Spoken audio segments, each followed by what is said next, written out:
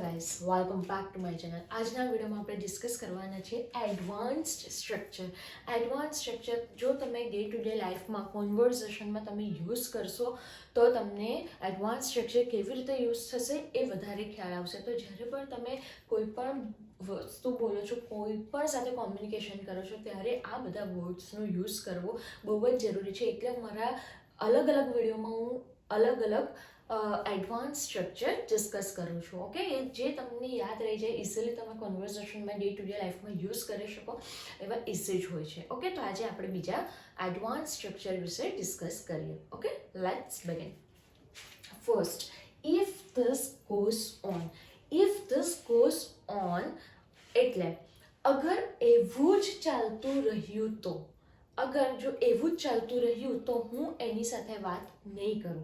અગર જો એવું જ ચાલતું રહ્યું તો હું હવે પછી ઇંગ્લિશના લેક્ચર અટેન્ડ નહીં કરું. અગર એવું જ ચાલતું રહ્યું તો હું મારું હોમવર્ક કમ્પ્લીટ નહીં કરું. અગર એવું જ ચાલતું રહ્યું તો હું ભણવાનું છોડી દઈશ. બરાબર, આવી રીતે તમારે જાતે સેન્ટેન્સીસ લેવાના છે, તમારે વિચારવાનું છે. જો તમે ગુજરાતી મીડિયમના સ્ટુડન્ટ્સ હો તો પહેલાં તો તમારે કોઈ પણ જે હશે એનું ગુજરાતી સમજવું પડશે. જો તમે ગુજરાતી સમજશો, બરાબર તમારા મગજમાં ઉતરશે, તો તમને એનું ઇંગ્લિશ કરતાં વાર નહીં લાગે. ઓકે, ઠીક છે. તો આપણે પાછી જોઈએ. If this goes on. If this goes on, I will not talk to her. If this goes on, I will not talk to her. અગર એવું જ ચાલતું રહ્યું તો હું એની સાથે વાત નહીં કરું. અગર એવું જ ચાલતું રહ્યું તો હું ઇંગ્લિશના લેક્ચર અટેન્ડ નહીં કરું. If this goes on, I will not attend the English lecture. English lecture. હવે બીજા બધા સેન્ટેન્સ તમારે તમારી જાતે બનાવવાના છે. અગર એવું જ ચાલતું રહ્યું તો હું એને પ્રપોઝ નહીં કરું. અગર એવું જ ચાલતું રહ્યું તો અમારું બ્રેકઅપ થઈ જશે. ઓકે, બધા અલગ અલગ સેન્ટેન્સીસ તમારે લેવાના છે અને તમારે તમારી જાતે બનાવવાના છે. ઓકે ઓકે, સેકન્ડ જોઈ લઈએ હવે આપણે. એન્ગ્રોસ્ડ ઇન. એન્ગ્રોસ્ડ ઇન એટલે કોઈ બી વસ્તુમાં મગ્ન થઈ જવું. એન્ગ્રોસ્ડ. હું કાલે તને બોલાવતી હતી પણ તું ફોન યુઝ કરવામાં બિઝી હતો. હું કાલે તને બોલાવતી હતી પણ તું ફોન યુઝ કરવામાં બિઝી હતો. શું યુઝ કરવામાં? તું મગ્ન હતો ફોન યુઝ કરવામાં. You were engrossed in using your phone. You were busy હતો એટલે મેં અહીંયા વર્ડ લીધું છે. You were engrossed in using, operating B લખી શકો છો, ઓપરેટિંગ યોર ફોન બી લખી શકો છો, મોબાઈલ બી લઈ શકો છો. વર્ડ મેં કેમ લીધું? પાસ્ટ, કારણ કે મેં પાસ્ટની વાત કરી. હું તને બોલાવતી હતી ત્યારે તું ફોન યુઝ કરવામાં મગ્ન હતો. You were engrossed in. એન્ગ્રોસ્ડ જ વર્ડ છે, એમાં આપણે એડી નથી લગાવવાનું, એવું કંઈ નથી. એન્ગ્રોસ્ડ આખું જ જે છે એ આખું જ છે, તો આપણે એમાં એડી છૂટું પાડવાનું કે એમાં પાસ્ટ છે, પ્રેઝન્ટ છે, ફ્યુચર છે, એમાં એવું આપણે વિચારવાની જરૂર નથી. ઓકે, ઠીક છે, ક્લિયર. બીજું આપણે એનું એક્ઝામ્પલ જોઈએ.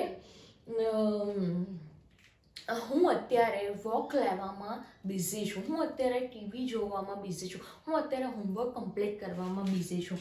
આઈ એમ engrossed in completing my homework. She is engrossed in watching movie. Clear છે? ઓકે, થર્ડ જોઈ લઈએ આપણે. એન્ગ્રોસ્ડ મતલબ કંઈ બી તમે કરો છો એમાં તમે મગ્ન છો, એનો મિનિંગ એવો થાય છે એન્ગ્રોસ્ડ ઇન. ઓકે, ફીલ શાય ઓફ એટલે મને શરમ આવે છે, મને એની સાથે બહાર જતા શરમ આવે છે, મને એની સાથે વાત કરવામાં શરમ આવે છે. આઈ ફીલ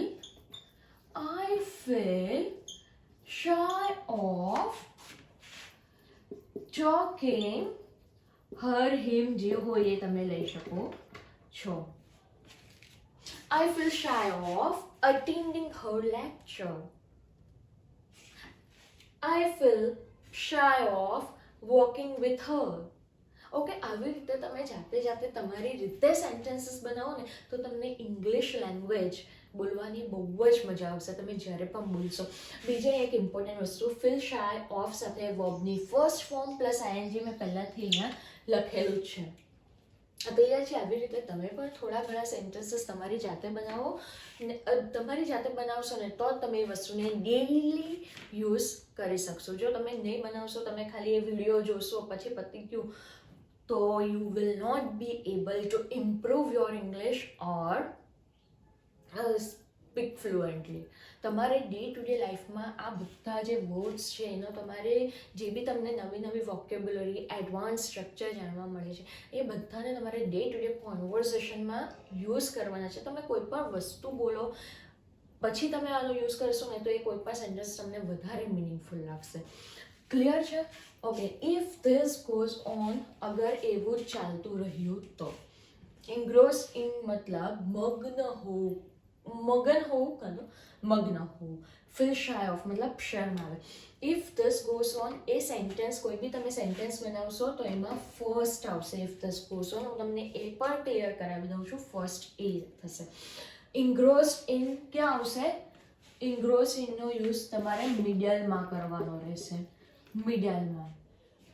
ફીલ શાય ઓફ મતલબ ક્યાં કરવાનું રહેશે તમારે? પહેલાં સબ્જેક્ટ આવશે જે હશે, પછી તમારે એટલે આનો યુઝ પણ તમારે ક્યાં કરવાનો રહેશે? મિડલમાં. ક્લિયર છે? If this goes on, I will not complete her homework. અગર એવું ચાલતું રહ્યું તો હું એમનું હોમવર્ક કમ્પ્લીટ નહીં કરું. I am engrossed in teaching English. I feel shy of teaching English. મને ઇંગ્લિશ ભણાવવાની શરમ આવે છે. ક્લિયર છે? આવી રીતે તમે પણ જાતે સેન્ટેન્સ બનાવો તો તમને પણ બહુ જ મજા આવશે. ઓકે, ક્લિયર છે? જ્યાં પણ તમને નથી ખબર પડી મને કોમેન્ટ સેક્શનમાં પૂછી લેજો. ઓકે, આજના લેક્ચરમાં આટલું જ. હવે પછી આપણે નેક્સ્ટ વિડીયોમાં મળીશું.